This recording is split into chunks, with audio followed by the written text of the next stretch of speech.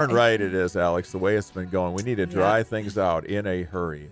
Well, we're excited to have in studio this morning a couple ladies that are going to give us some information about an issue and also an event. So it's a little 2-for-1 special here. We want to welcome to the studio Kodee Furst. Kodee is the managing partner at Annie Capital, and Cindy Gillen. Cindy from the GoDo app. And we had Cindy actually on our show a couple of weeks back talking about her app and getting that started. And they are going to talk a little bit about Women's Entrepreneurship Week. It's a mouthful. Entrepreneurship Week. I have practiced that one. The events take place throughout the Fargo-Moorhead community next week, the 21st through the 25th. And the week's goal is to help the mission to make the region the best place for women to start companies. So some good stuff there. And I think it's always interesting, too, to talk about issues that maybe don't come up a lot. And on our station, we have a lot of folks who own businesses, who are managers and executives in businesses. And so these kind of conversations are always very interesting. So Cindy and Kodee, thank you for coming in. Kodee, I'll start by asking you a little bit about your organization and what you do. You're with a company called Annie Capital. Tell us a little bit about what you do. Yeah, so at Annie Capital, we invest in the power of women through funding, education, and community development. We're a little over a year old and really started because we saw just the challenges that women do face as far as access to capital and access to networks, and felt like we could help solve that problem locally, which our focus is on North Dakota and South Dakota. Is it harder for women to find money than their male counterparts? Does it seem to be a trend there? Yeah, so the data is actually pretty alarming as far as how much of venture capital goes to women. It's less than 5%.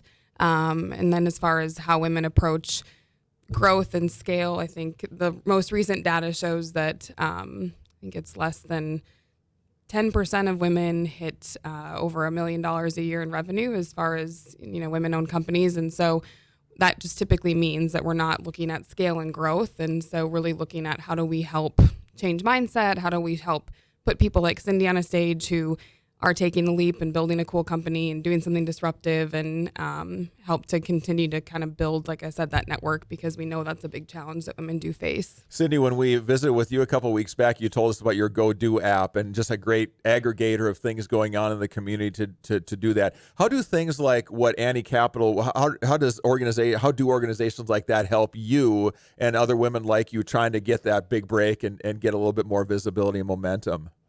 They're pretty critical, especially in education. I think I said last time when I was on here that, when I started out, I was like, you just go out, you make something and you start a business. I had no idea, because I was a stay-at-home mom at the time when I was coding the app.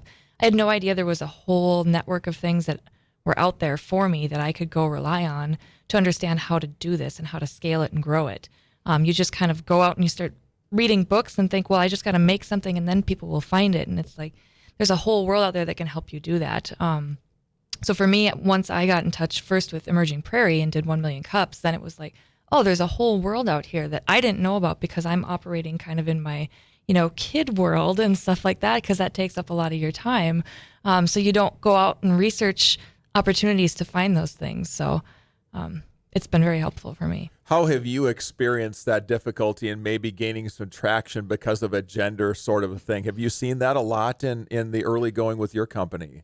It's so tough to say, because, Fargo is such a welcoming community that I don't know that it's necessarily people look at me and go, oh, you're a woman, I'm not going to talk to you. But there's so many things just naturally about being a woman that my focus a lot of times is in a lot of different places. So it's, I'm going to try to make traction, and then, no, I got to go do soccer practice. I got to do this. I got to make sure I get the groceries. I got to, you have all of these things that are competing for your mind resources and then your time and all of that. So it's just a little bit harder. And it's not to say that men aren't, good dads and things like that, but studies have shown that women carry all of that mental burden, and that really competes for your own personal resources.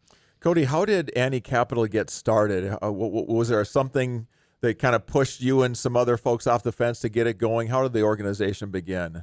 Yeah, so I'm really lucky to work with two people that are serial entrepreneurs. And so, I think we know how hard it is to build a business, but we also believe that great ideas happen anywhere. And especially in North Dakota, we're so lucky to be, when you look at what it takes to build, it takes grit and it takes humility and it takes the ability to care about your neighbor and your community. And that's, as North Dakota, those are all of our values already. And so when we looked at who are founders that we want to partner with, we felt pretty strongly that we wanted to stay focused on home. And then the female piece, it's not a charity play. It's actually what we do to kind of de-risk our portfolio, just based on knowing that the data shows that women are typically more capital efficient. They're much more realistic about their forecasts, which as an investor is what we certainly care about when we're looking at potential opportunities. That's interesting comment. So there are some maybe things that are innate to women, and maybe they're the way they process risk and reward and more realistic about things. Tell us a little bit more about that.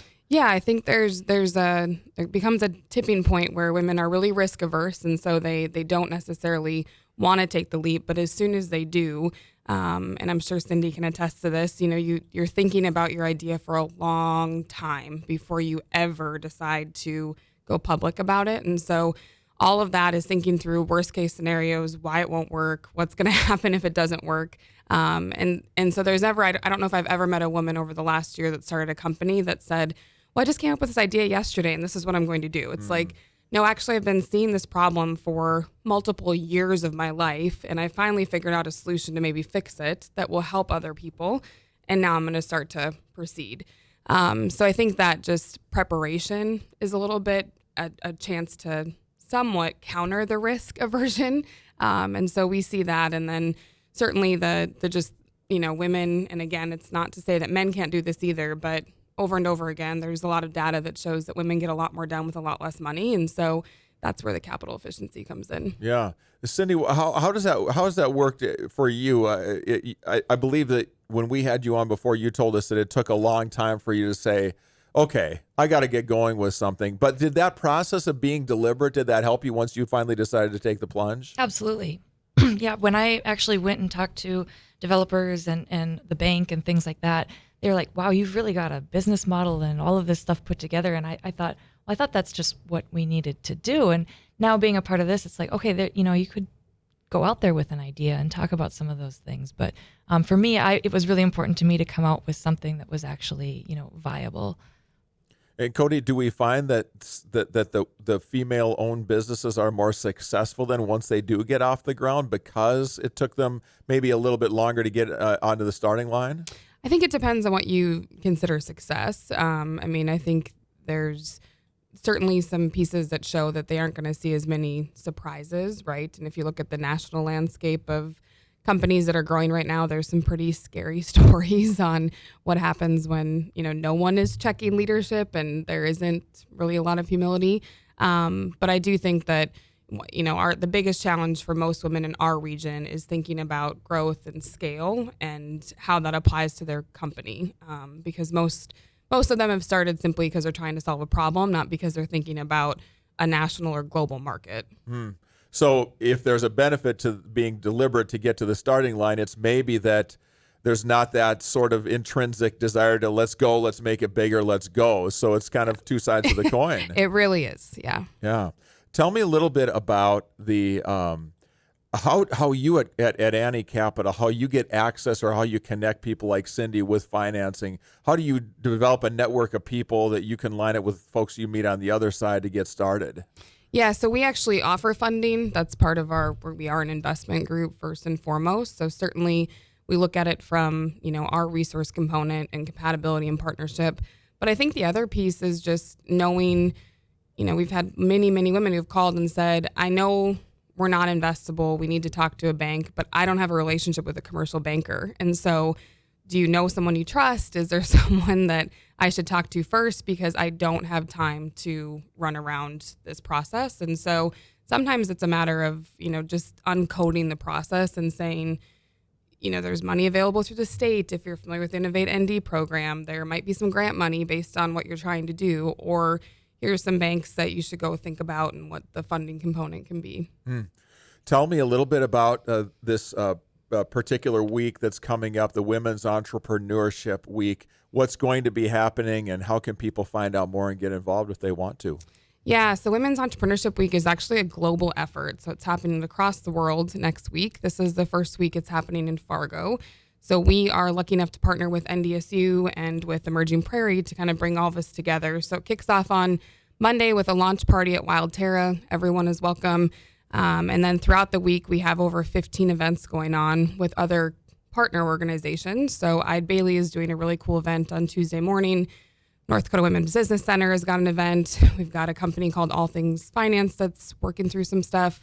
Dot from Dot's Pretzels is the 1 Million Cup speaker next week. And then the big signature event is a growth summit for female founders, which is on Thursday. We have over 20 speakers coming in to talk about negotiation and sales and growth mindset and sharing stories like Cindy's on how do you build your company here and what does that look like.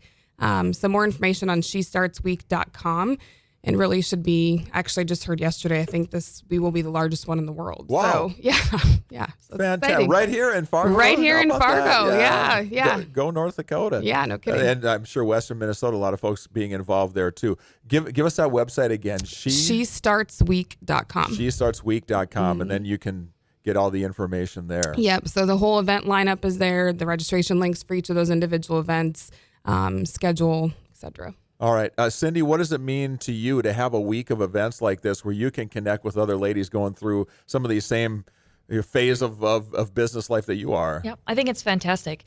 There's always that opportunity when you get something tactical from somebody. You go out and you have a conversation and, oh, hey, this is nice, I'm talking to you and whatever, but they say one thing that may change entirely how you do business. I met up with Kodee one time and we were talking about marketing and social media, and she told me about this app that can help me, and that's been a complete game changer for me. And it was just, a one-off conversation piece from her, but it meant a lot to me. So, Yes. Getting people in the same room that have the same mindset and the same challenges and the same thought process is really helpful for that. Yeah, great. Kodee, anything else you want to say about the week coming up here? Anything that people should know?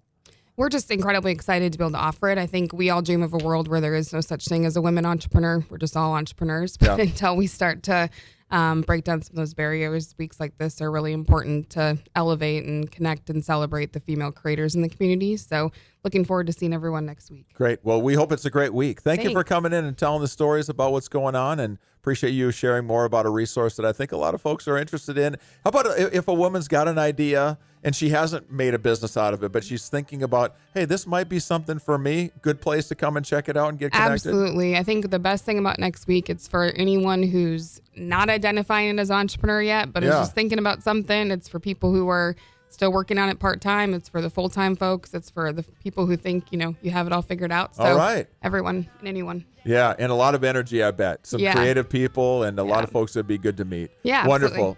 Kodee Furst, Managing Director at Annie Capital, and Cindy Gillen from the GoDo app. Thank you, ladies, for coming by. Have a great week next week, and thanks for coming in today. Thank you. All right, 8:19 on AM 1100 The Flag.